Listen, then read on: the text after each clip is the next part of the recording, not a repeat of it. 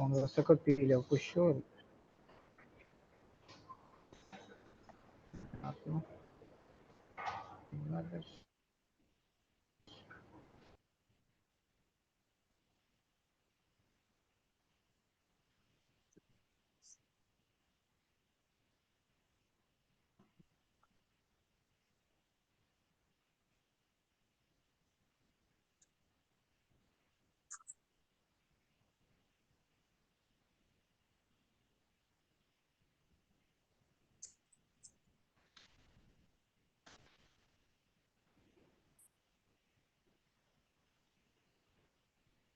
Доброго дня, дорогі колеги.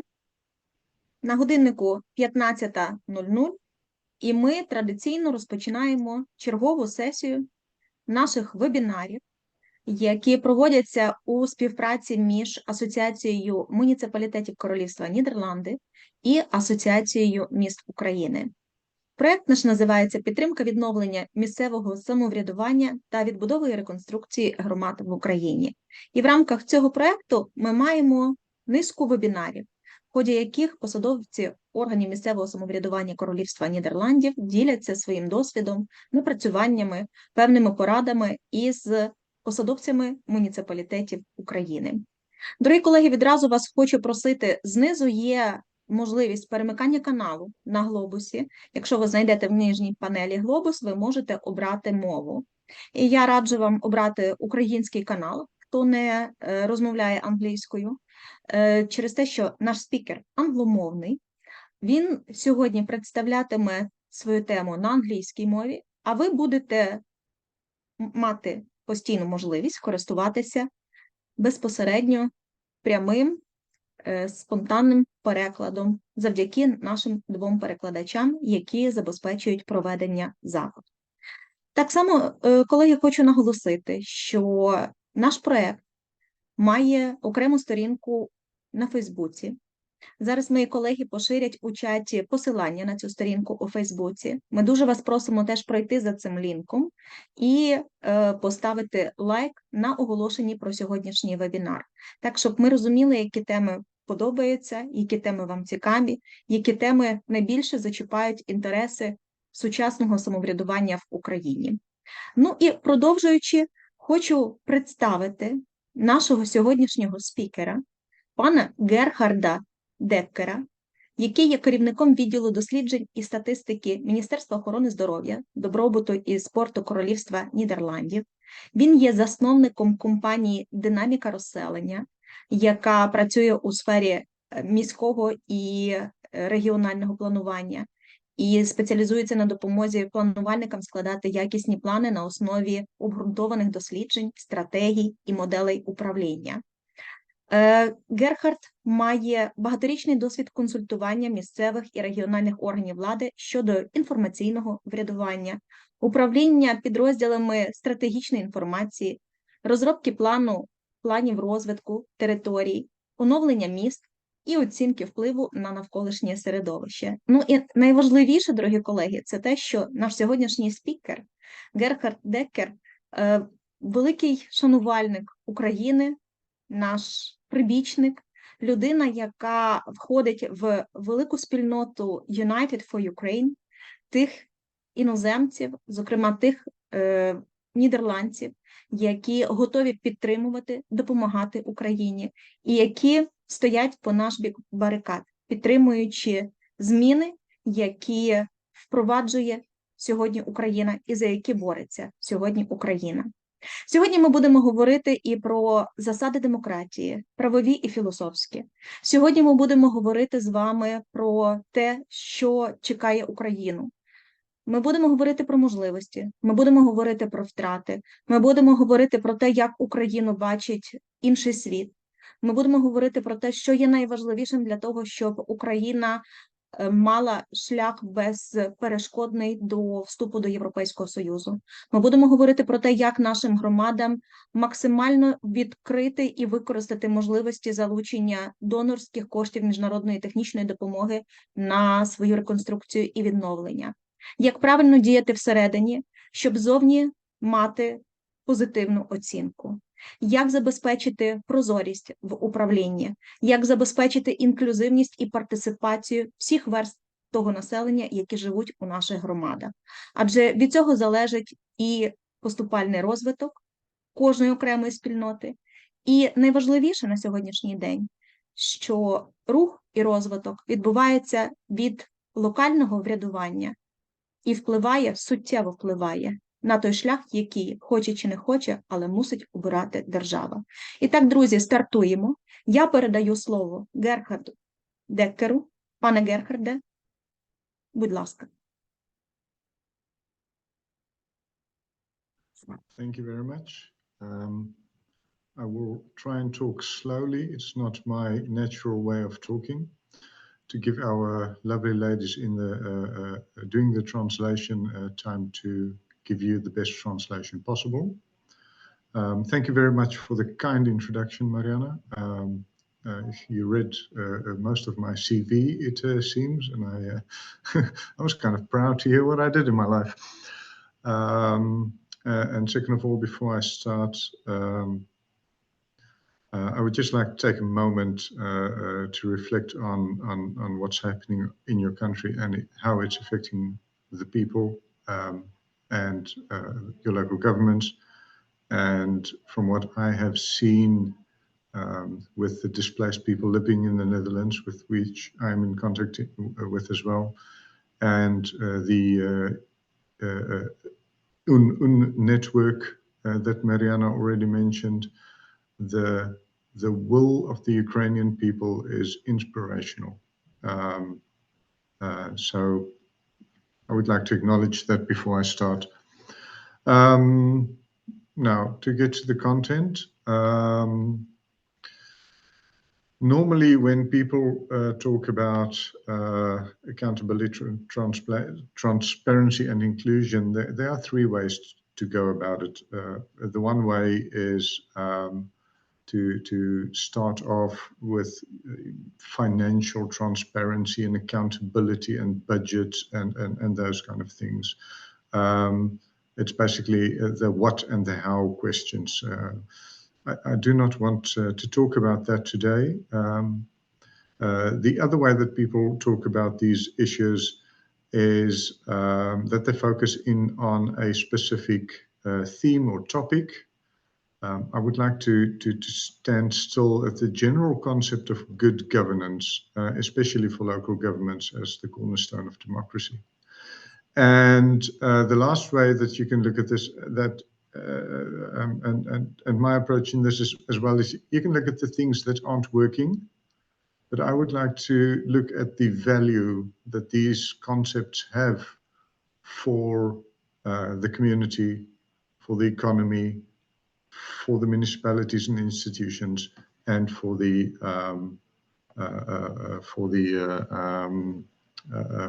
municipalities.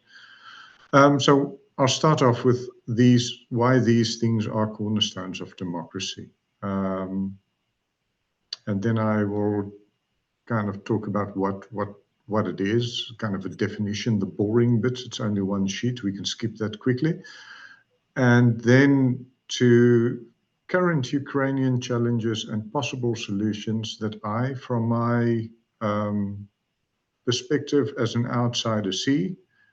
I do hope that we can discuss these as well, because I would love to hear your insights on them. And while we are busy, please, if you have a question, don't hesitate, ask it. I would gladly answer the question immediately, because that will also help me to give a better presentation to you. Now, the cornerstones of democracy. Democracy works if people believe in it, if it's legitimate. And I distinguish two types of legitimacy. The one is that people elected people. Therefore, you have a political legitimacy. This is a given in a democracy, so I'm not going to discuss that. The other reason that people believe in institutions is because they are to be trusted, they are reliable, and they increase the general level of satisfaction of the citizen and businesses and economic actors and NGOs, etc. And to bring these together with the concepts of transparency, accountability, and inclusion, trust and reliability flourishes when a government is transparent and accountable, and satisfaction increases greatly when people are included in what government does.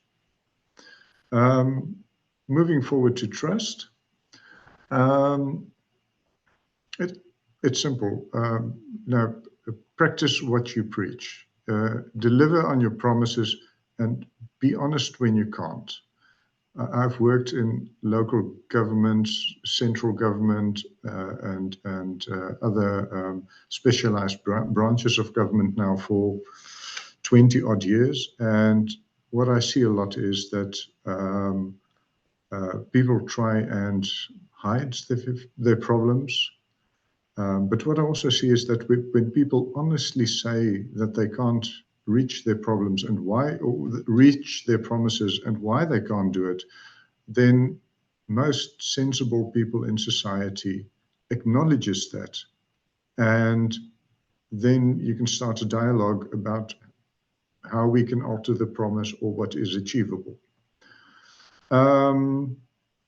Trust grants governments compliancy. So if people believe in their government, they are willing to do things in the short term, like follow the policies of local governments.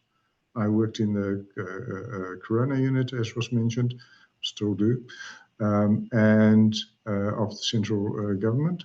And we saw in the beginning of the crisis, like in many countries, we saw that there was high trust in government to tackle this pandemic, and the compliance with the measures that were called by government were high.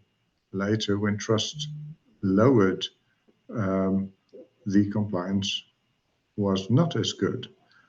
Another thing in the short term that is always lovely is that people that trust their government and say, well, listen, they tell me they're going to do this, they do it, then I'm willing to invest in that, i.e. I pay my taxes. Not everybody will pay taxes, but a large amount of people pay taxes under these circumstances.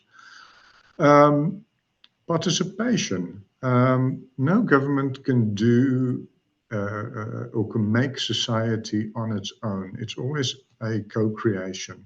So in the long term, if people trust their government, they're willing to invest in it. They're willing to invest in the political participation, going to vote, going to meetings, reading the information that government supplies, etc.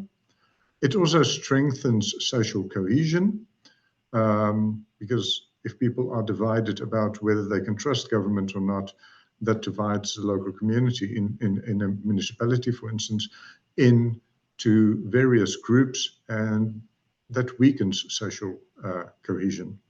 I saw this in South Africa, where the first part of the first democratic elections was basically all about building trust to reconciliate the nation. And then the legitimacy of institutions. I know in Ukraine now, just about the war, about corruption, there's a lot of information and disinformation going around.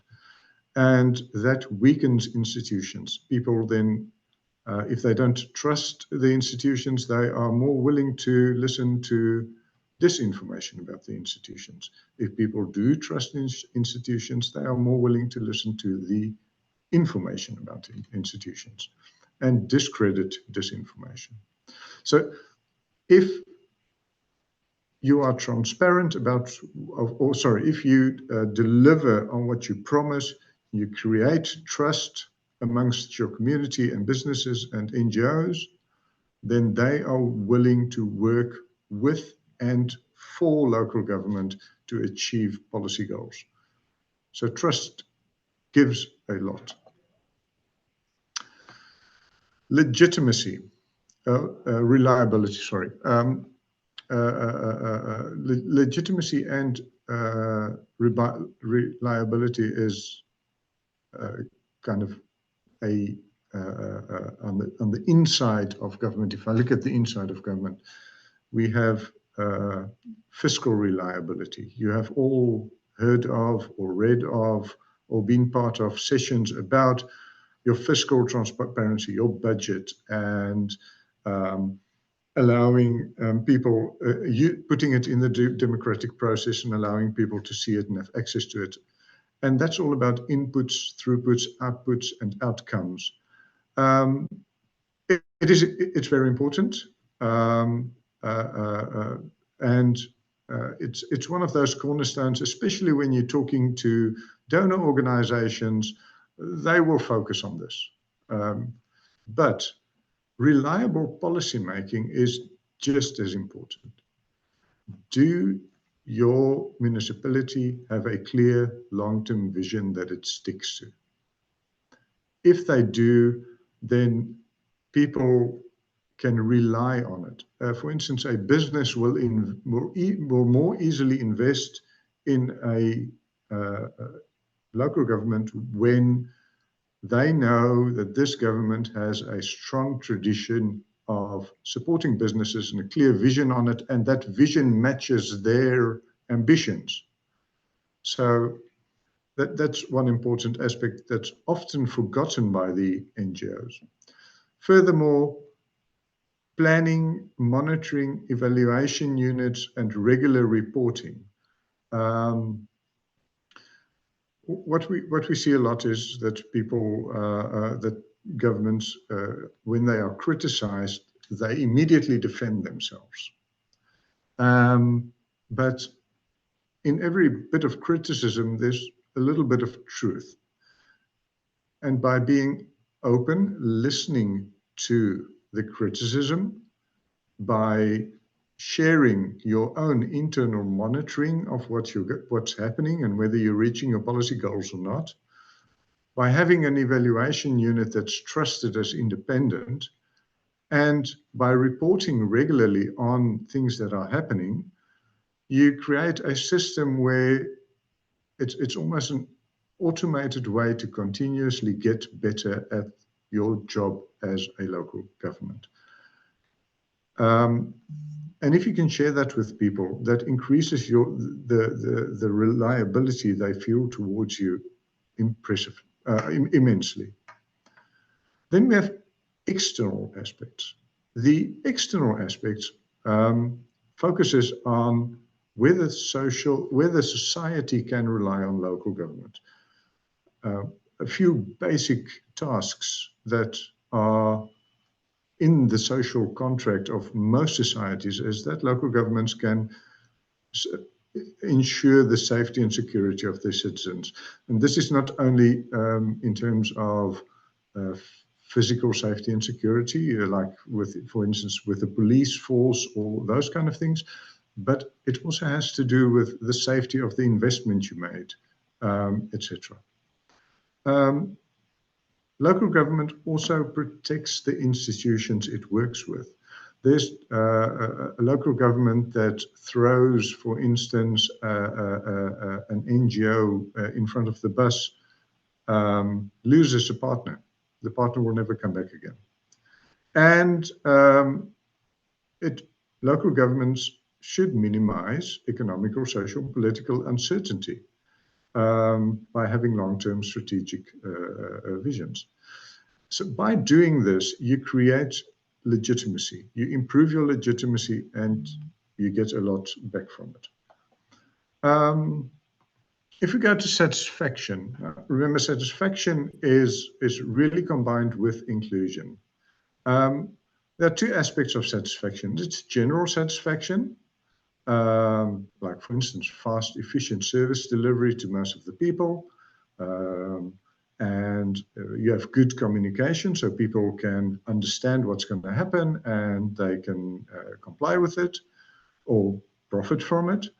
And then there are the special needs groups. These are vulnerable people, for instance, when the war is over, you will have a lot of people who are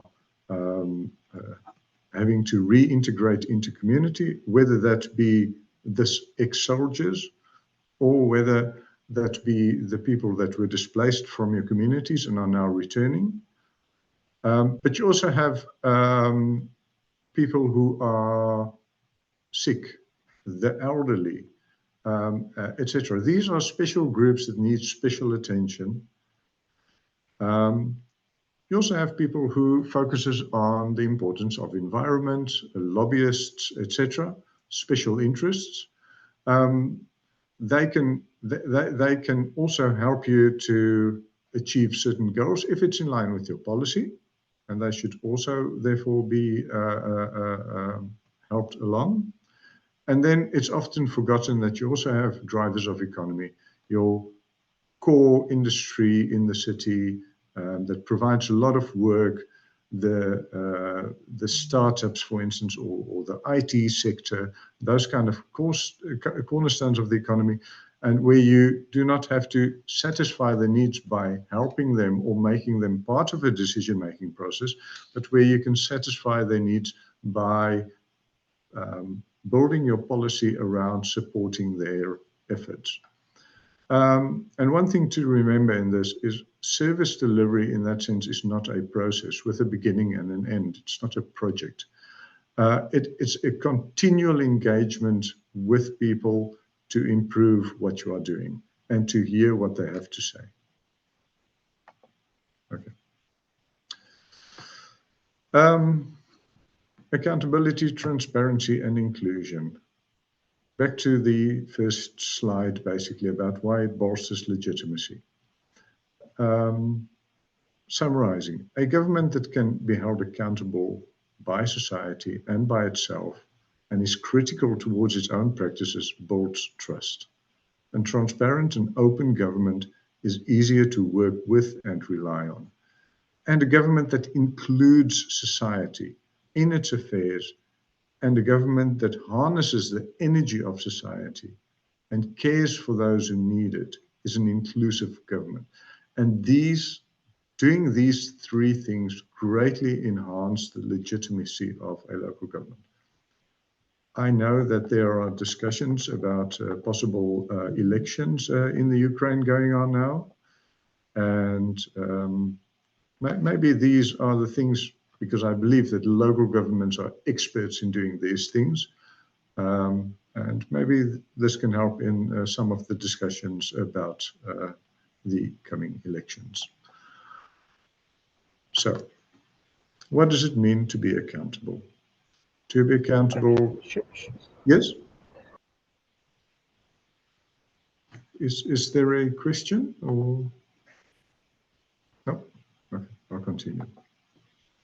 Так, є запитання, і є запитання з чату, Okay.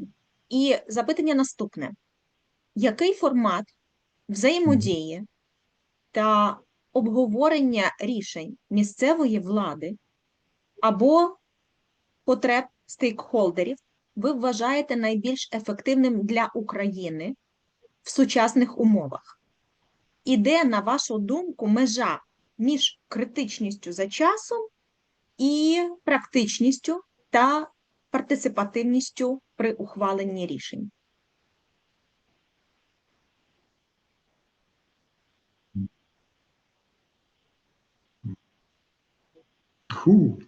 Колеги, трошки чекаємо перекладу. If I can ask the translators to hold the second question for me, and I'm going to try to answer the first question. I do believe that there's already a lot of inclusive government or governance going on in Ukraine in an unseen manner. When you have a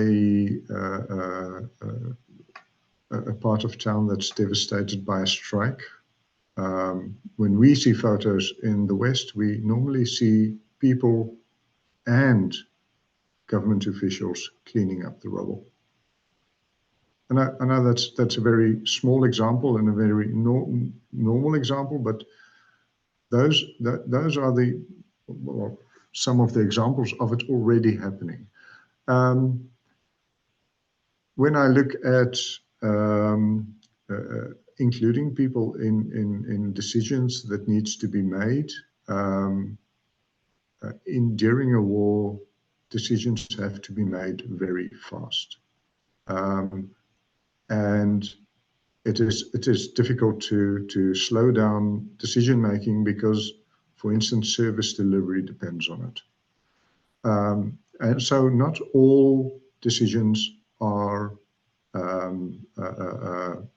really something that you can use participation or decision making processes with.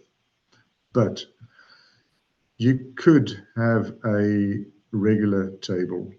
Let's say once in a month, members of society are invited to talk with members of local government.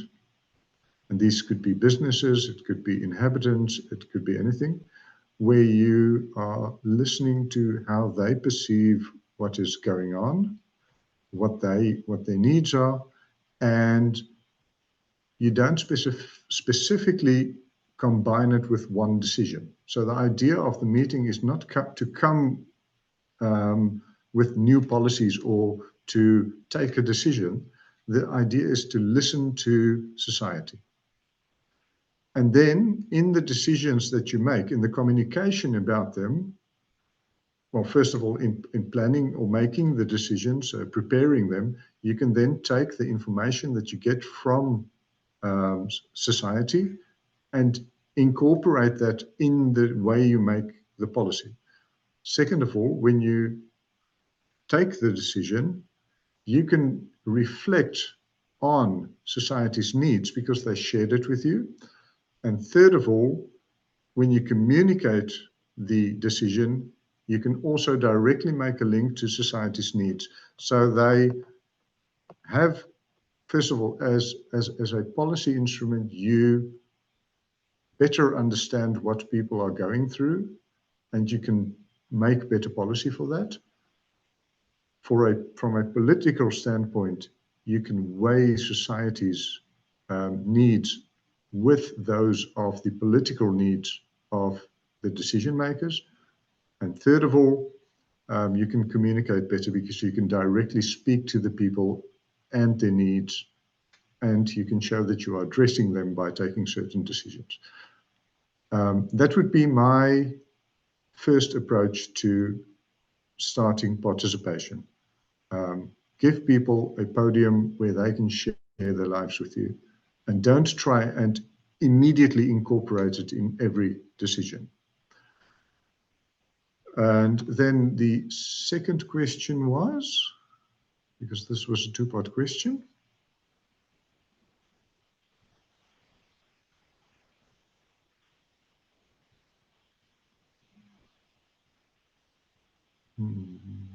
Or did I answer both of them?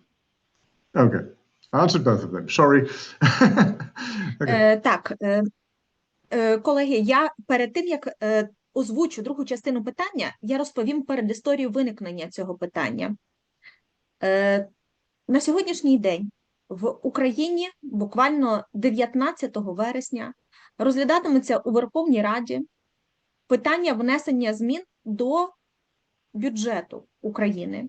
Йдеться про те, що суттєво урізаються надходження до місцевих бюджетів. Зокрема, буквально вчора-позавчора всі органи місцевого самоврядування в Україні дізналися, що, можливо, всі залишки, які є у їхніх бюджетах, будуть вилучені з місцевих бюджетів і направлені на інші статті видатків, які необхідні державі.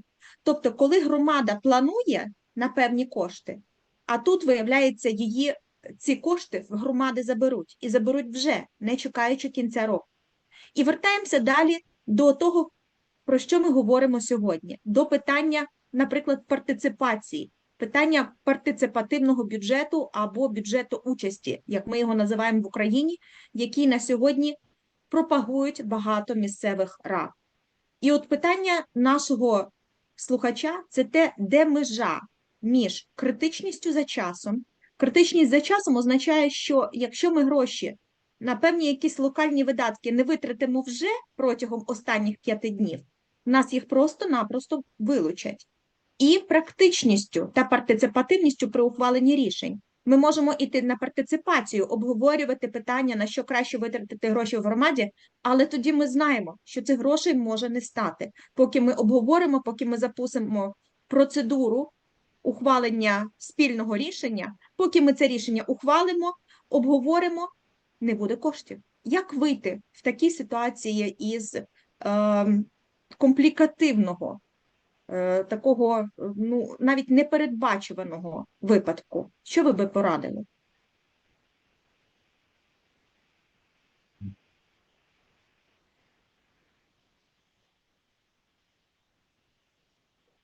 Колеги, чекаємо на переклад декілька секунд і матимемо відповідь. Okay. It's good to have this context. I still do believe that's going back to this sheet on trust, that be open when you can't reach your goals. So the legitimacy of central government,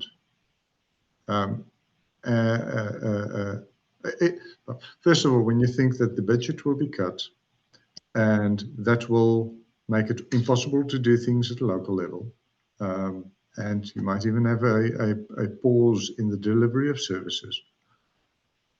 I'm not hearing a special, in terms of legitimacy, I'm hearing a challenge to central government, because it's a decision they are making. So sharing this information with the community and trying to work with them on what impact it will have on their lives gives local government hard examples of how this will influence the citizens in the country. It will also give the citizens the information they need to lobby central government.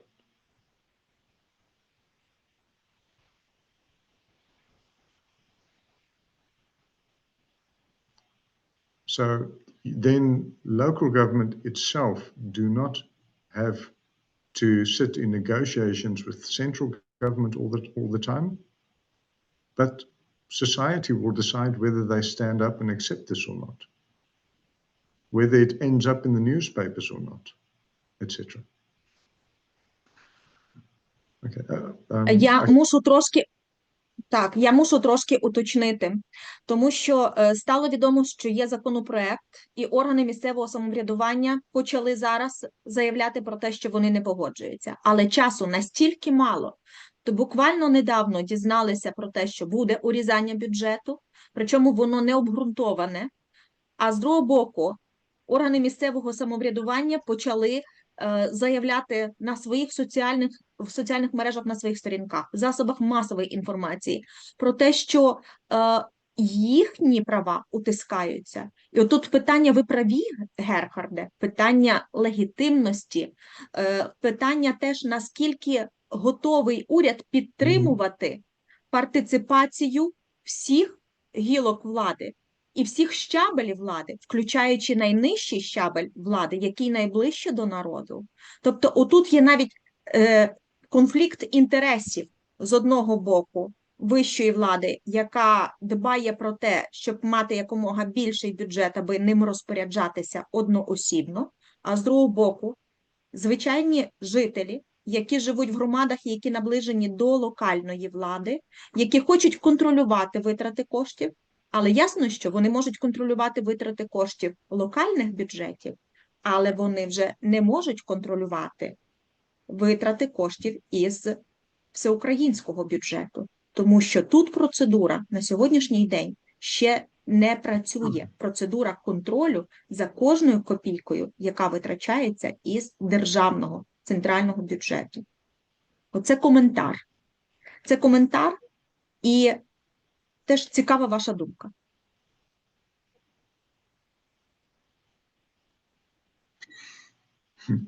Thank you. I can only see a couple of the screens, but I do see that Mikola has his hand raised. Mikola, do you have a question?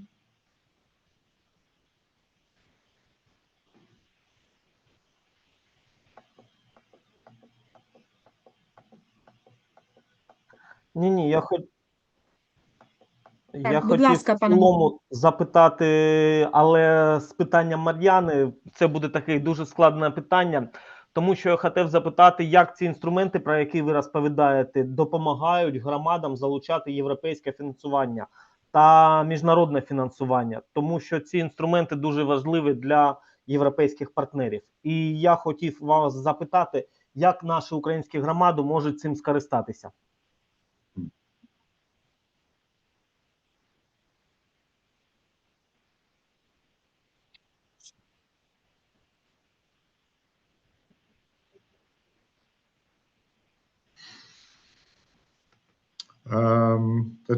That's a good question. It's also a question that I will speak about later on in the presentation, but just quickly to mention a few things. You might know this already because it's not the newest news. The Ukrainian government and the European Union agreed that the rebuilding of Ukraine should be in the hands of Ukrainians. It has not been named as far as I know, but a facility, that's what the European Union calls it. So it will basically be a program, an institution for the rebuilding of Ukraine, has been approved by the European Union, where donors will donate their money into the facility being run by Ukrainians. It's a national facility, so by central government, will then disseminate the money in Ukraine. How they do that, I do not know. I only have insights into the specific guidelines that Europe gave towards the way that the money must be spent. Not in terms of the theme on which it must be spent, but in terms of how it must be spent. And I will get to that in a couple of sheets. So Mikola, if you can just wait for that, and then tell me if I answered your question. I will continue with the presentation now.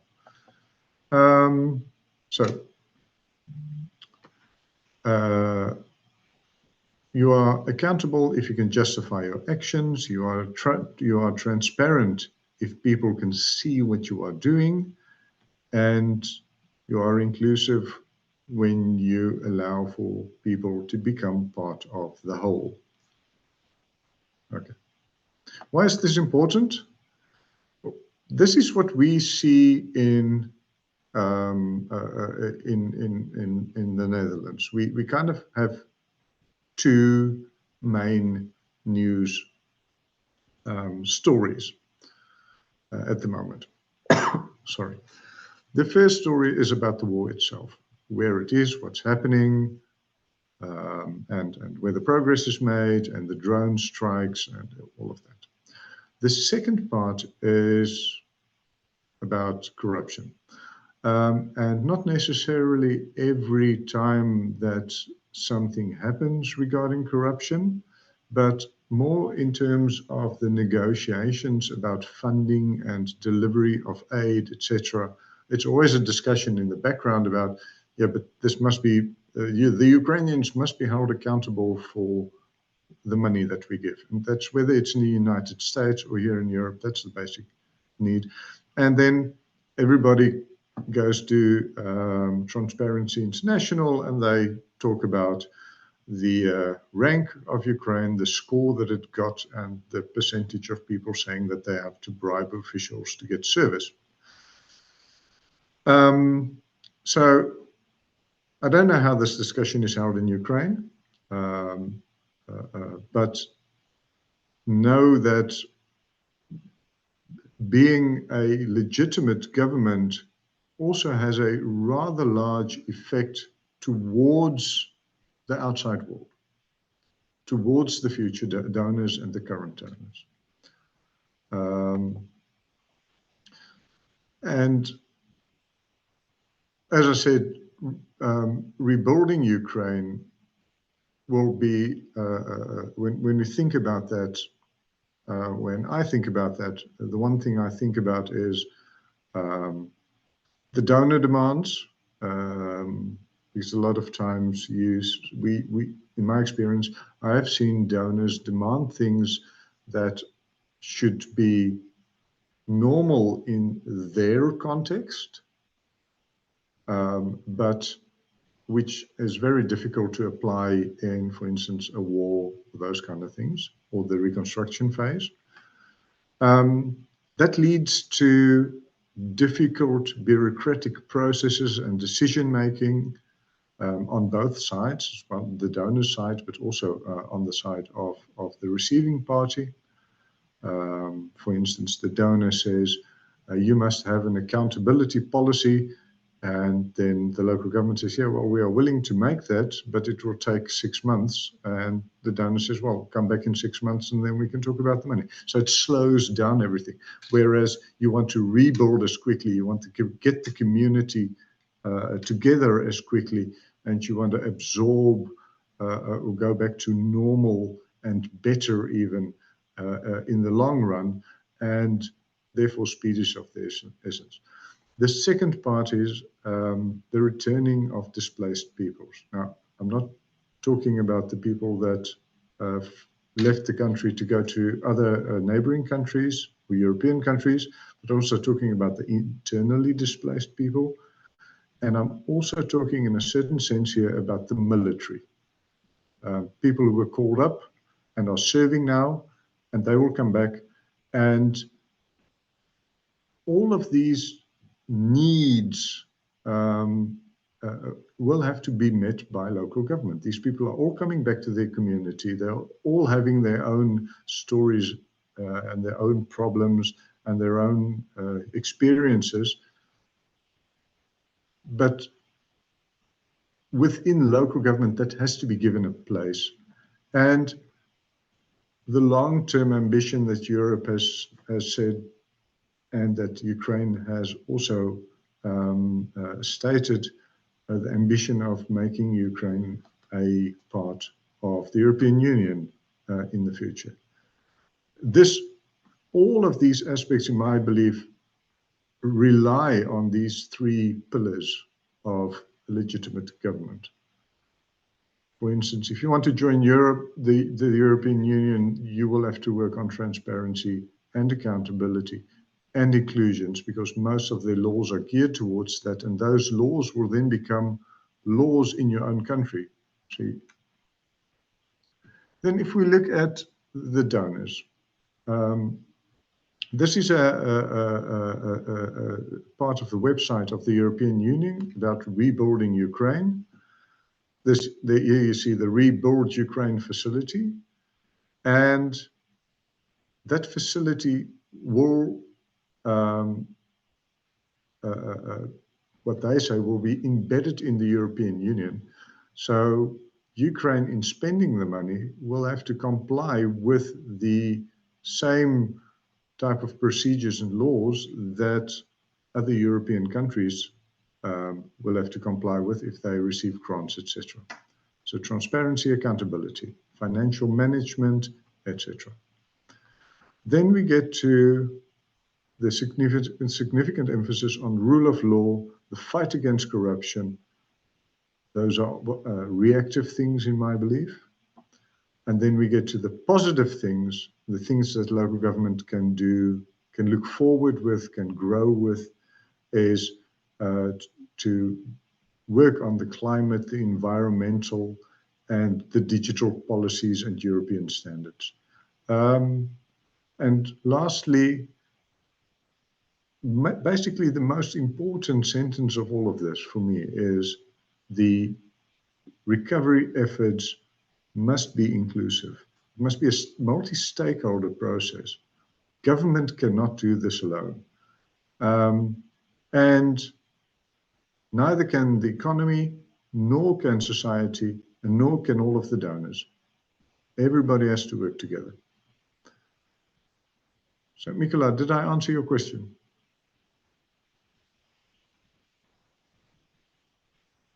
Є. Ми маємо запитання. Пане Вікторе, будь ласка, озвучте. Питання, я хочу все-таки повернутися до певних конкретних речей і нагадати, що з нами зараз представники муніципалітетів, яким доводиться планувати свою діяльність у таких жорстких умовах, да, десь обмежена партисипативність законом. Так от питання, от дивіться, їм, у вас дуже цікава насправді лекція, але хотілося б більш чітко розуміти, їм, ухвалюючи рішення, потрібно відповісти на питання, ну, як то кажуть, навіщо щось робити і яким чином це щось робити. Якщо ми говоримо про партисипативність, то навіщо це, які вигоди вони отримують, суттєво затягуючи процес у часі. Ну, давайте так, будь-яке партисипативне ухвалення рішень, обговорення, додаткові дискусії, це важливо, це корисно, особливо у мирній країні, але іноді рішення доводиться приймати дуже швидко. Сподіваюсь, це зрозуміло. І яким чином оцей процес відбудувати максимально ефективно? Як саме? Тобто, ну, конкретні, якісь є інструменти, які ви можете порадити прифронтовим, умовно, нашим громадам? Це перше питання. І друге питання стосовно підзвітності. Ми Вікторе, можливо, давайте друге питання ви задасте пізніше, так, щоб наш спікер міг відповісти на перше, і, відповідно, ми могли теж, нам буде цікавіше прослідковувати відповідь на перше, і потім, відповідно, друге. Добре? Давайте. Тоді чекаємо відповідь. Answer. I think maybe it's in the translation, so just a question to the translator. Including people in a decision is different from inclusion. So I can include people in the style of collective decision making, but I can also base my decision on including people in non-decision making processes. So just this one question to the translator. Does this question specifically refer to making a decision, or does it refer to including people in general processes?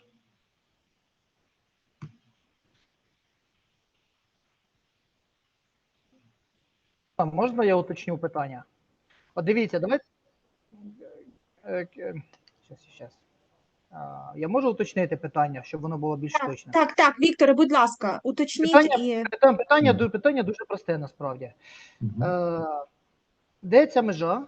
Ну, до яких процесів органи місцевого самоврядування навіть в умовах військового часу мають залучати, застосовувати широку партисипативність?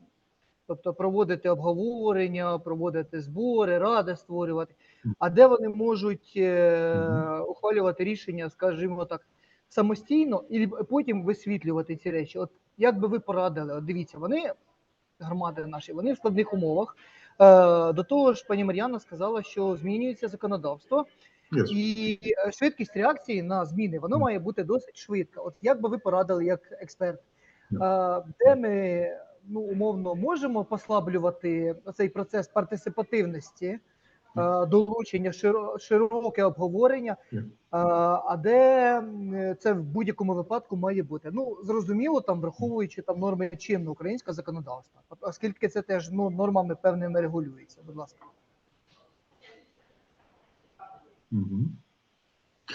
May I try and answer?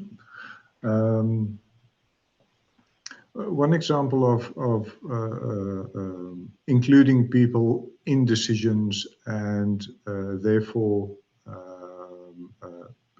taking time for the decision. So is, for instance, the way that spatial planning is done in South Africa, where the district makes a plan. This is done in participation, and it's a very long process. And this plan reflects on the future they want to experience. All of these plans are then united into one plan for the city or the municipality. The municipal plans form the provincial plans, and the provincial plans form the national plan. That's a very long process. It takes multiple years, and it's a continuous cycle, etc. But it's something where the South African government decided that they will take the time for it. So these are not decisions that needs to be made quickly. Another example is, for instance, in the Netherlands at this moment, a lot of municipalities have regular meetings which are open for the local population to come to, and where the local population can share freely without an agenda what they experience, what they believe they need, and what opportunities they see, and where they would like local government to focus. These meetings do not have any link to a decision, and local government is free to make decisions based on these meetings, which takes one evening once per quarter. So it's in total, let's say, 4, 8, 12, 16 hours for a year. And local government basically uses this more as inspiration in their decision making than it uses it to make the decisions. Experience have learned that this increases the legitimacy of some of the decisions that local government makes. In other areas, you have special needs groups and policies especially dedicated to that special needs group, be it the economy, or be it, for example, blind people, an example I will use later on as well. Including these people when you make the policy. For instance, most urban planners are not blind. So when they plan a sidewalk, they plan it as a person who can see. If they do not have input from blind people, there is no way that they can know what the experience of a blind person is. So talking to blind people and understanding their needs, they can then incorporate that into their decision. Once again, this is not decision making by the collective. It is taking special knowledge that the municipality doesn't have from society and putting it in your policy so that you comply with the needs of special groups. Yes, it makes the process of planning a bit longer, but I do believe that after the war, there will be a lot of people who lost their sight or part of their sight.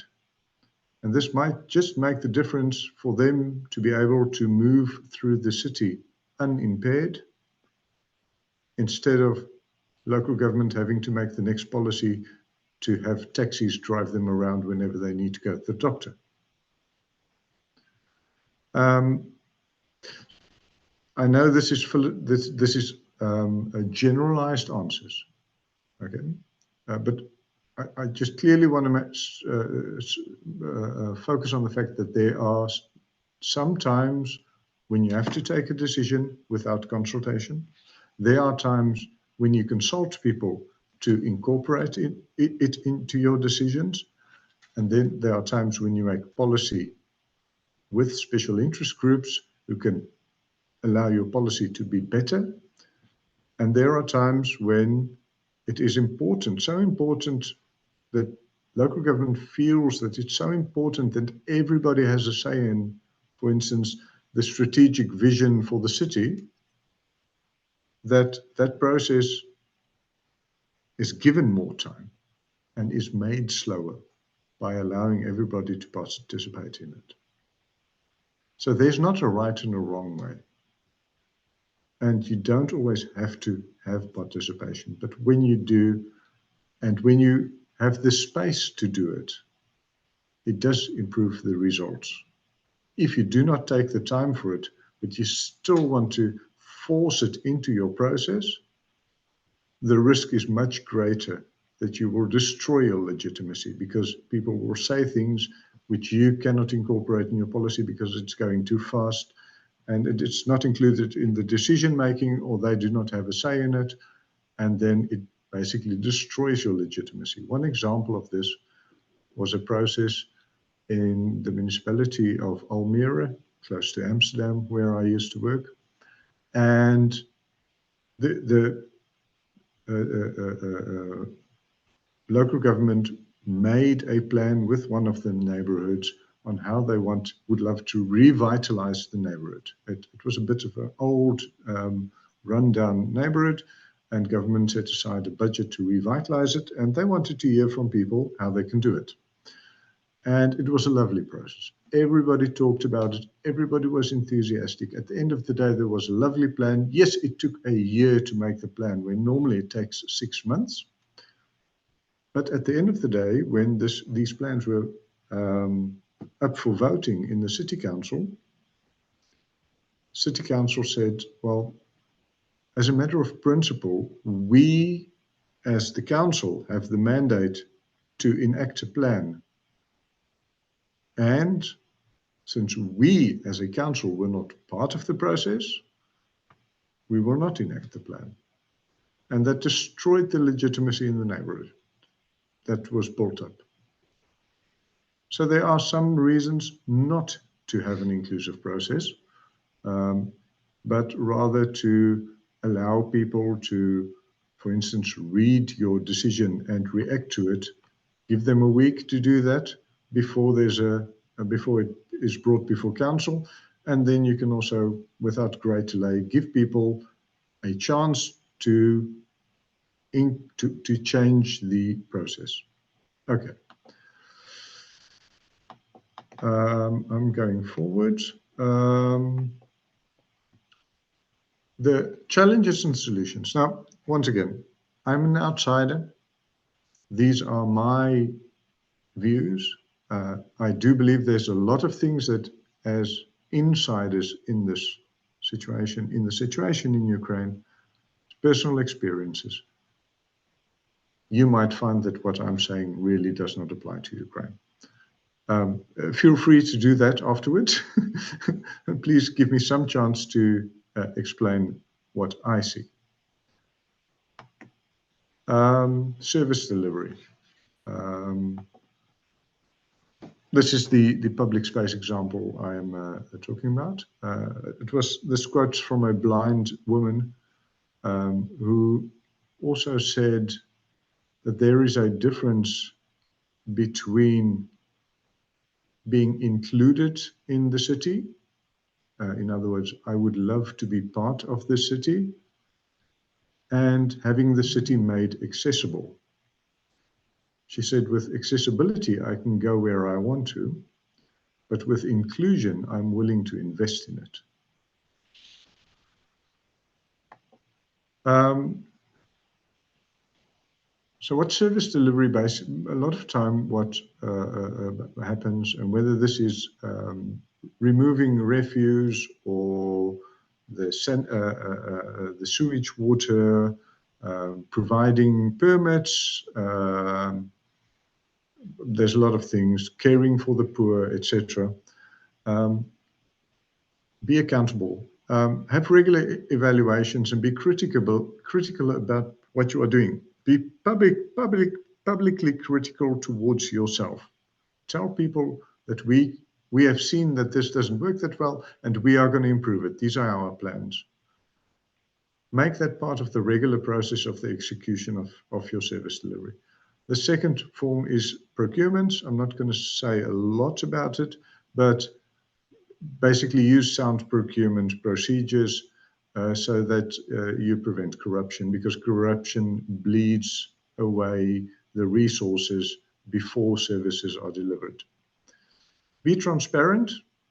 Make it easy to find. Make it easy to understand, because people will better use the services provided if they know where and how to get it, and if they understand what they must do to get it before they arrive at the municipality, instead of having 3 meetings with the municipality, where most of the time it's just talking. You can have 1 meeting with the right documents and you can start a procedure. Be inclusive.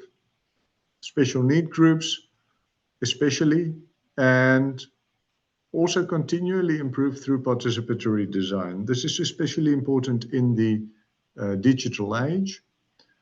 If you have an app or a website, once in the 6 months, go talk to people about it. Have small focus groups, 10, 20 people, and ask them, do you like the color? What can we do to improve it? Do you understand it? And you'll be amazed at the feedback that you get and how easy it is to improve the quality of your digital service delivery. My second aspect. Spatial and infrastructure redevelopment. As I understand, there are new planning laws, or new planning laws were enacted recently that makes local governments responsible for more than they were in the past when it comes to planning and building. You have the whole Rebuild Ukraine instrument from the European Union, which will, at the end of the day, invest a lot into physical infrastructure, because it's very expensive. So, and with that, you have the donor demands, the demands to get the money. And especially here, I see an east-west divide. The West has been less touched by the war. Municipalities are kind of running like they did before the war. In the East, a lot of the municipalities has been hard hit by the war. It's in a crisis phase. Even worse, a lot of municipalities were lost and regained again. And some of them, unfortunately, are still lost, but hopefully regained soon. But in those circumstances, the key issue is not always on being transparent, on being accountable, but it's on basically getting things done quickly and solving problems immediately. Now, in this idea with donor demands basically being about good governance, having paperwork and procedures and everything in place, the East has a greater challenge. Because frankly, in some cities, a lot of it's been destroyed, and the people who used to do it are lost or elsewhere. Okay, accountable and transparent. It's required by donors that these the investments made in infrastructure and rebuilding will have to be transparent and accountable. It will also build trust in government if there's not a lot of articles about corrupt officials, etc., etc. And this is a very high-risk activity. Even in the best of countries, when there's talk about corruption, it often is in the spatial planning world, the construction world, or the infrastructure world. Inclusiveness and transparency. Here, because in a lot of aspects, you have a long construction period, you have a long process, include people. People know in which houses they would love to live, and they know what they don't want. So ask them. Meet the needs of current and future generations. Very often, plans are made for what we know now. But think about the future, think about the environment, the economy in the future, etc. Incorporate that into your planning. Something that most planners do, so I do believe that this is the easiest one of all of them. And be easy to understand so that this society can anticipate. If, for example, a part of the reconstruction is revitalizing a large steel factory, for example. If you are open and clear about it, a lot of people with skills to do that will come to you instead of you having to find the experts. It saves time and it saves money. And here I would like to comment on the work of the UN network, and the way in which they have communicated ideas across borders during the war on how to rebuild the country, how to do that inclusively, how to do that according to the newest European standards, etc.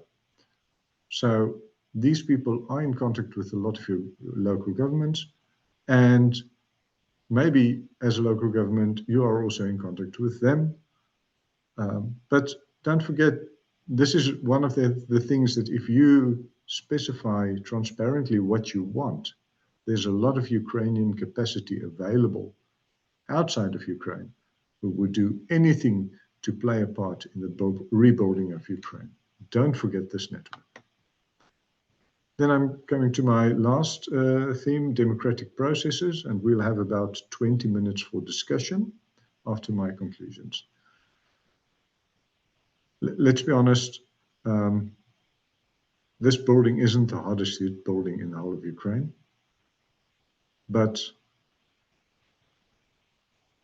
it's a symbol for me that rebuilding the country, and that's not only physical, it's emotional, it's social, it's legally, and on the legal sides, it's got to do with the role between institutions like local and national government.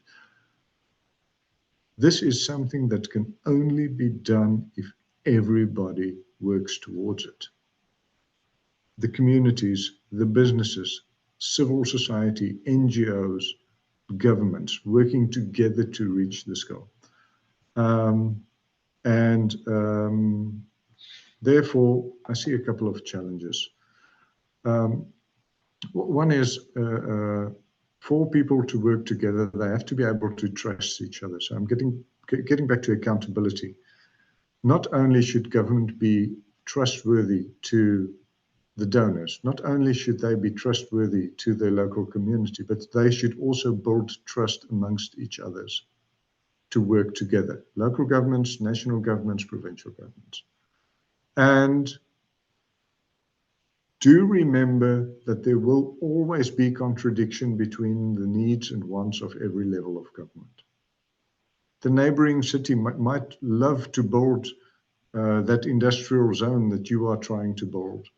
So there's always competition as well.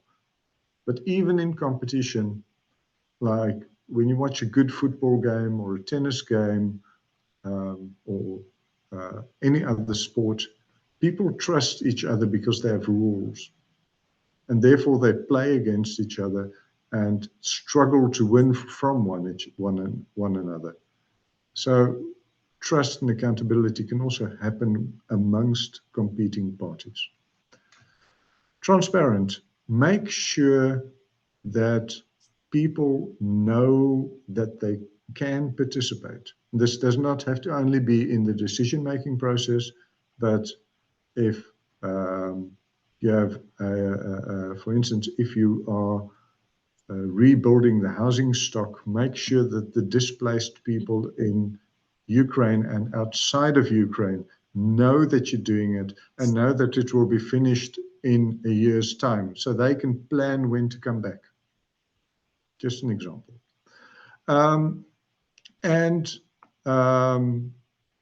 Also be clear about the roles and share content. A lot of time in the Netherlands and in some of my international work, I've seen local governments say, we are going to grow the economy. But I mean, local government isn't an economical partner in that sense. You don't have businesses. You can stimulate the economy. But if you are clear about your role, then economic actors know that they, what you do, what you want from them and what you're giving them to achieve that, they can then share the content in such a manner that they actively help you to achieve your goals of better employment in your city. Inclusive, be inclusive.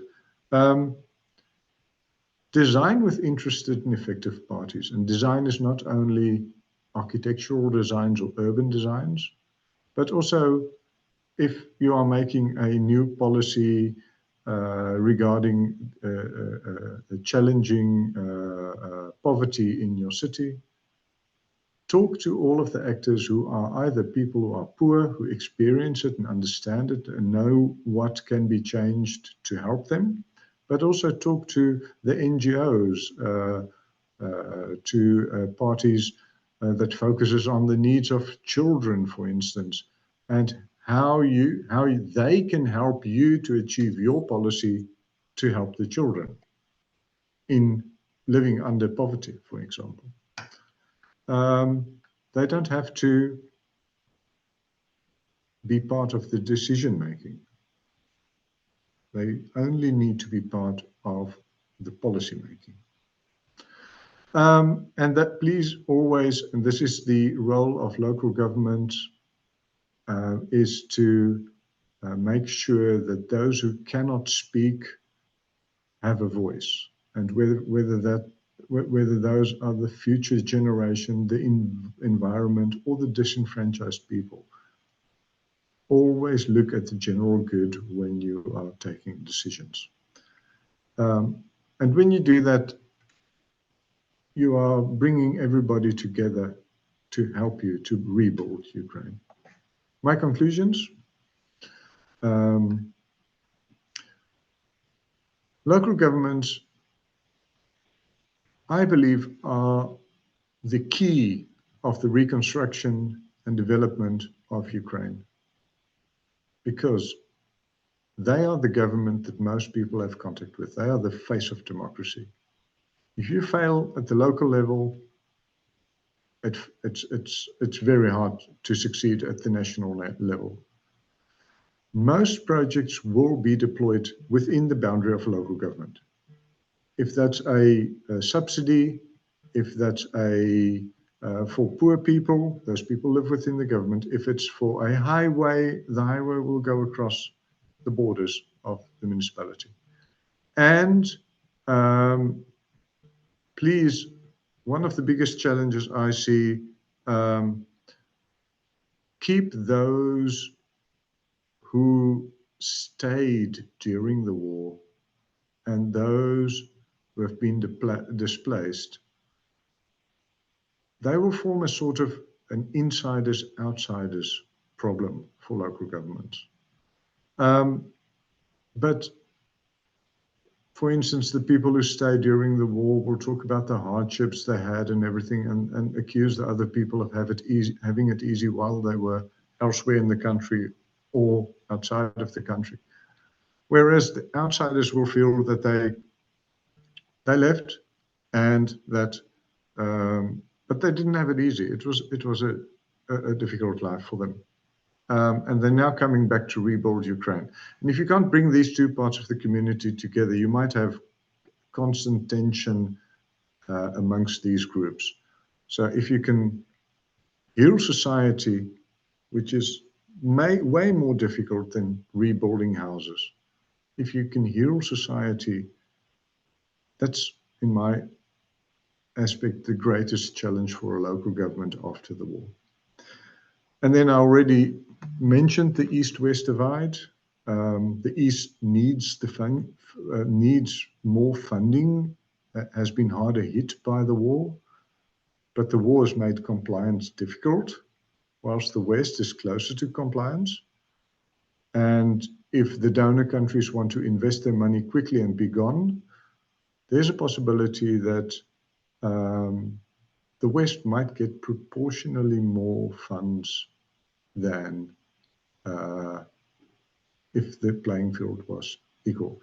And how to build the capacity? So the question is, how do you build the capacity within the eastern municipalities, or how do you maintain the capacity within the eastern municipalities to profit as much as possible from all of the help that the donors will be willing to give if you comply to their rules and procedures.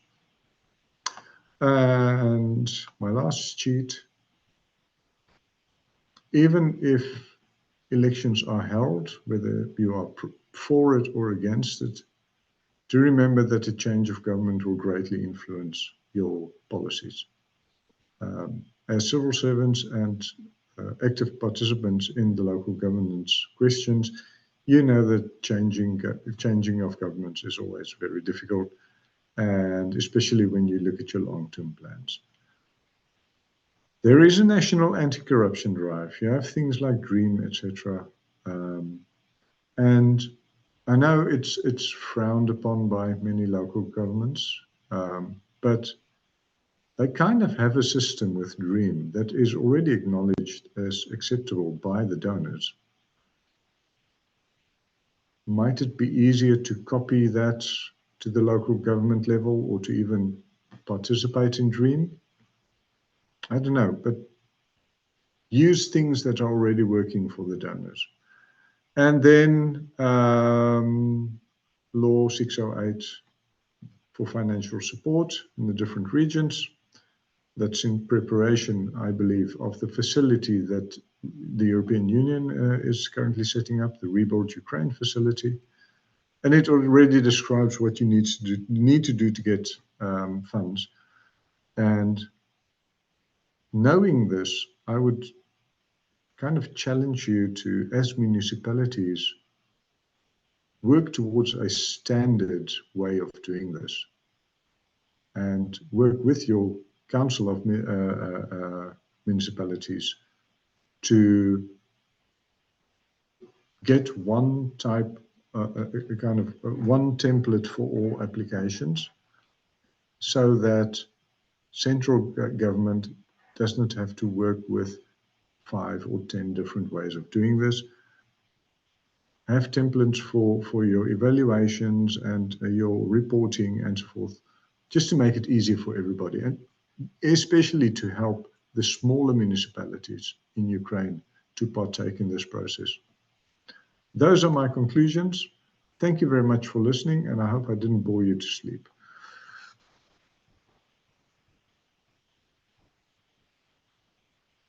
Ну, а тут, Герхарде, ми вас не відпустимо, тому що є запитання. І основне питання, яке нас дуже цікавить, досвід Нідерландів, яким ви можете ділитися. Але крім того всього, ви можете ділитися і досвідом із трансформації країн Південної Африки. І тут, говорячи про варіанти подальшого перебігу подій, пов'язаних із міжнародним іміджем України і готовністю подальшою підтримувати і вірити Україні, і ефективністю подальших реформ в Україні, от, для нас важлива ваша думка. Отже, якби в Нідерландах на сьогоднішній день раптом сталася така історія, що Нідерланди зайшли в 5 найбільш корумпованих країн Європейського Союзу. Припустимо, що би робили мешканці Нідерландів, де є партиципація, де є інклюзія, де є демократія. Що би робили, щоб очистити або якимось чином щось змінити в системі державної влади, яка би гіпотетично, ми це припускаємо, відомо, що входить в п'ятірку найбільш корумпованих країн Європи. Yeah. Okay, that's a great scenario.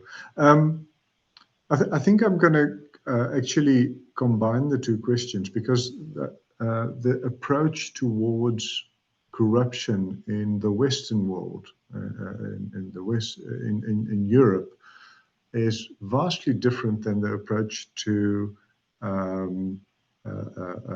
the whole process that South Africa went through. I'll give an example.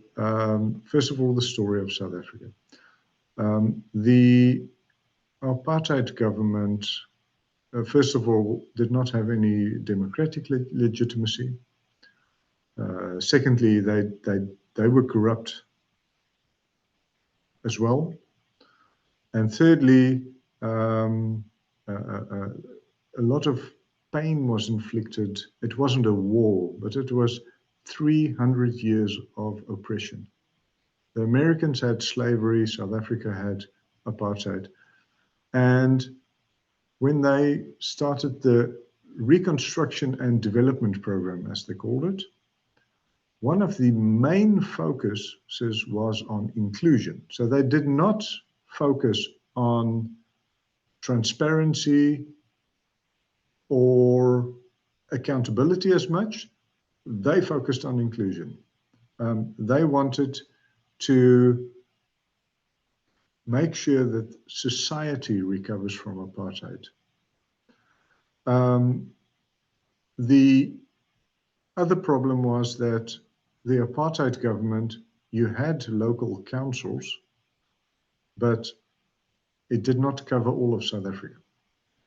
And in terms of the structures, at the end of apartheid, the new government, the transitional government, basically delineated the whole country into municipalities and provinces and a national government, which it wasn't under apartheid. It was, I wouldn't say a dictatorship, but so in South Africa, they focused on building the capacity of all of these new municipalities, because suddenly they had 400, and before that they had 60 or something. And secondly, on a national level, they focused on reconciliation, inclusion. And there are... Герхарде, можна ще уточнення? От якщо повернутися, от ви добре знаєте систему інклюзивності і партиципації в Нідерландах. Якщо ви прокидаєтесь одного ранку і ви чуєте з міжнародних новин, що Нідерланди стали країною номер 1 з корупції у Європі, що би робив ваш народ? Як, на вашу думку, що би сталося в цей же день?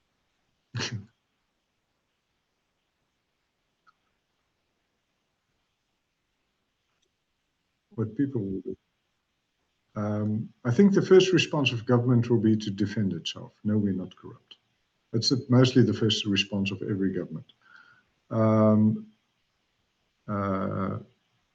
There will also be in society disbelief, because though trust is not very high in the Netherlands, it's still higher than in some other countries, trust in government.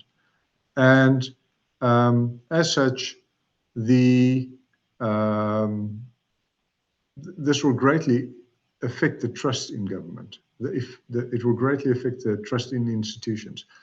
So my advice, if I was in a position to advise government how to react to this, would be one, accept that this is the case. Do not defend yourself. Acknowledge corruption. Start a public process where you start looking for this corruption. Validate the sources of the news article. use them as a place to start looking for corruption. Second of all, make all of it public. Appoint a judge, not as a legal judge, but appoint a judge, someone high up in a church, so people from outside of government, an academic, 3 wise men and women, to come with a report of their findings. Give them a year, and all of the hearings they have, all of the discussions they have, everything must be public. That would be my response.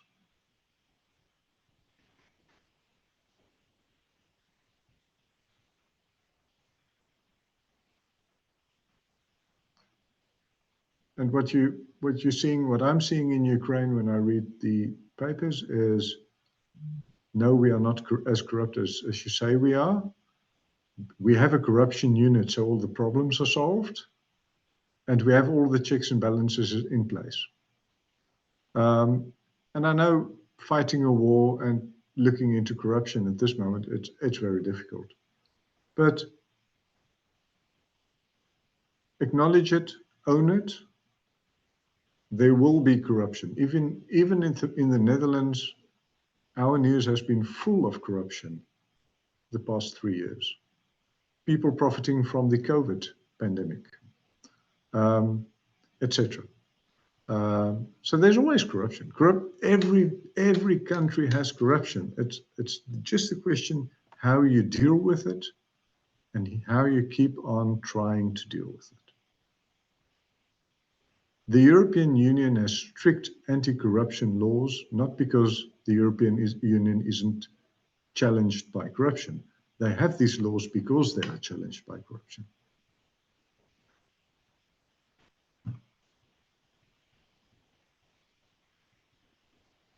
And the example from South Africa, when the war is finished, you have to focus on all 3 the pillars: be accountable, be transparent, and be inclusive. Because the lesson of South Africa is, although it worked really well to get people together and to prevent civil war after the end of apartheid, now they are having a challenge of trust and legitimacy, which might make the government fall in the next election.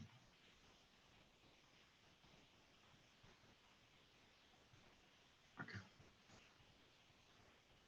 Any more questions?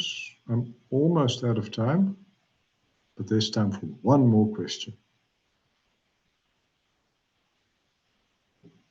У нас ще є 3 хвилини, дорогі колеги-учасники. Я залучаю вас до дискусії, до запитань і до ваших думок. I see a question in chat that's from Victor, but I think we already answered that.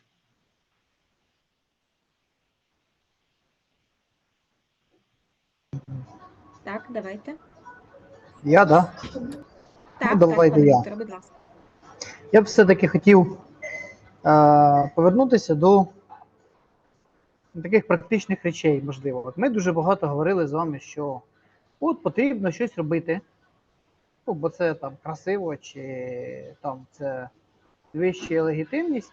А з практичної точки зору, навіщо муніципалітетам, умовно, місцевій владі або державній владі, сприяти розширенню партисипативності, інклюзивності, що у нас на іншій шальці терес. Додаткові можливості роботи там з фондами, як запитував, іноземними, як запитував пан Микола. Чи це можливість там переобиратися на наступний там термін, і то не точно.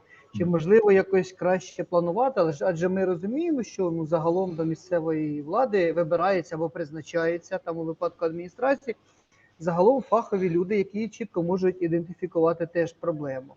Тобто, якщо на одній стороні у нас додатковий час, додаткові зусилля, то що у нас має бути, на які вигоди отримує загалом громада, муніципалітет і місцева влада, якщо вона от бере на себе цей додатковий тягар, ну або ж центральна. Ну, це таке от просте питання і водночас, мені здається, складне. Дякую. It's a simple question, but it's also one of the biggest challenges, one of the challenges that has faced government since the day of the first democracy in Athens. If we look at disinformation, the whole, I would call it the post-truth society. So in a lot of sense, it's becoming more about what a person feels than, you know, I don't like this. This policy is stupid. Not that they have read the policy, but they believe, it's just stupid. It's not interesting. So in any possible way that you can get people to just understand the position of local government, the challenges of making a good decision, where when you're making a policy, you have to think of everybody's needs. When they read the policy, they only think of their own needs. But if you put them in a place where each of them names their own needs, then the other one has to listen. They're not then talking to local government, they are then talking to each other, maybe for the first time. And this can be done at a town hall meeting, it can be done between special groups, concrete and practical. You just have to get the people in the same room to talk to each other. It can be done digitally as well. But one of the lessons I've learned lately was, if you have a problem making a decision and you have a problem weighing the costs and benefits of every group in society, share that problem with them and let them talk to each other. Because when they then read the policy that comes out, they will read it within the context of the discussion they had with each other, instead of only thinking about me, my perspective, etc. I know it's abstract, but this was one of the successes in South Africa, was the Truth and Reconciliation Commission, where everybody could tell their story. Even the person who perpetrated the deeds could tell his or her story. And that his decision to punish someone was not taken by a judge, but it was taken by the commission and the people in the room with the commission at that stage. And very few people were persecuted, only the really, really bad people. But everybody got to listen to everybody's story. People cried together, and people forgave each other there and then, without government having to do anything. That's my proposal. And sorry for getting emotional during lunch. Дякуємо, Герхарде, за сьогоднішню зустріч. Дякуємо вам за готовність ділитися досвідом і працювати для України. Дякуємо за підтримку. Дякуємо за обнадійливу фразу, про яку ви сказали, що уряди і суспільство повинні базуватися на чесності. Тому що уряди змінюються, а суспільство залишається. І залишаються спільні цінності і для країн Європи, і, зрештою, для цього всього світу. Для нас важлива ваша думка. Нам було цікаво почути, що ви кажете про те, що той уряд, який корумпований, не має права на виживання. І, як правило, якщо він підтримується парламентом, який також корумпований, то парламент тоді не переходить в іншу каденцію. Це було важливо для нас. Дякуємо, Герхарде, ще раз вам. Дякуємо всім посадовим особам муніципалітетів, які працювали сьогодні спільно із проєктом VNG International в Україні. Ми запрошуємо вас ще раз відвідати нашу сторінку у Фейсбуці, тому що для нас важливий кожен ваш лайк, оскільки ми тільки починаємо роботу, тільки набираємо обертів, і ми готові працювати з вашими громадами на майбутнє. Для нас важлива оцінка, підтримка і комунікація із кожною українською громадою. Ми працюємо на відновлення і реконструкцію громад в Україні. З вами працював Герхард Деккер, представник Нідерландів і спільноти Work for Ukraine, працюємо для України, а також команда проєкту VNG International. Гарного дня, дорогі колеги, і до зустрічі наступного четверга. А також нагадую, що на нашій сторінці у Фейсбуці ви маєте можливість читати новини про події, пов'язані з нашим проєктом, і бачити та переглядати ті вебінари, які були проведені нами в рамках весняно-літньої школи, оскільки сьогодні ми мали вже 21-й вебінар. До зустрічі, дорогі колеги, наступного четверга. Все буде Україна. Дякую всім, хто долучився. До побачення. Я ще хочу доповнити своє колеги. Ви можете не лише